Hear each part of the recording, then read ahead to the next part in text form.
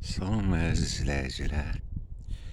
Bağımda 4-5 dənə heyva ağacı var. Balacadılar ağaçlarım. Bu da cırtdan heyvadır. Bu artıq görürsüz tumurcuqlarını açılır bu. Uyanıbdır. Amma digər üçü dəqiq uyanmayıb hələ. Çox maraqlıdır bu. Həm də ta dekabra kimi qaldı başında bu meyvəsi. Amma o birilər tez qurtardı. Soyudu deyirik təbii biz el arasında.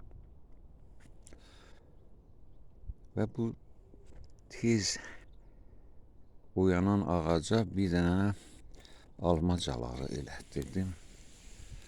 Odur orada alma calağı.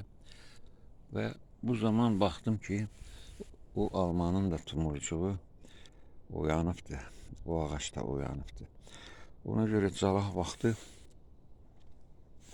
bu iki ağacı caladım.